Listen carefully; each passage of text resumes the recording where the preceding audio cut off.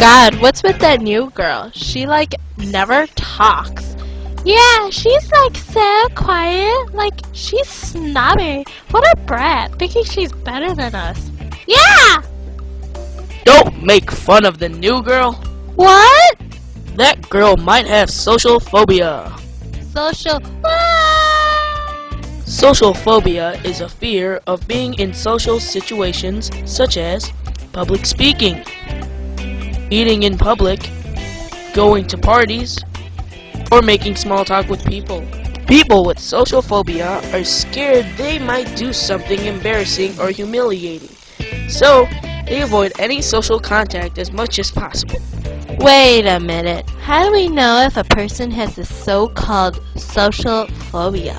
Well, Missy, there are many symptoms that show if a person has social phobia. Whatever. Some behavioral symptoms are stuttering, shortness of breath, pounding of the heart, and the biggest of all, blushing. A psychological cause is anxiety when being teased or made fun of. 7 to 13% of people in America have this disorder. They mainly start forming around the adolescent stages, but it can happen to children under 12. Social phobia is found equally in both men and women. Oh, I think I'm starting to get it. But what causes social phobia? There are many causes. The biological cause is the amygdala. This part of the brain controls your response to fear. People who have experienced social anxiety have an overreactive amygdala and underactive prefrontal cortex. A psychological cause is bad experiences as a kid. For example, a child might have messed up on a speech or been embarrassed in public. Since they've been exposed to these humiliating events, they are now scared to do it, and it carries on unto adolescence. Okay, fine. But how do you treat it? With therapy. The cognitive behavioral therapy is the most common. A therapist will first help people with social phobia identify the automatic negative thoughts that underline their fears of social situations, such as thoughts of, I don't have anything interesting to say, or I'm going to look stupid. With cognitive behavioral therapy, people can evaluate their negative thoughts and gradually change them into more realistic and positive thoughts. Another way is exposure therapy. When a person with social phobia is exposed to a safe and controlled social situation to help people's fear. For example, if a person is afraid of large group gatherings, a therapist may have a person pretend they are at a party.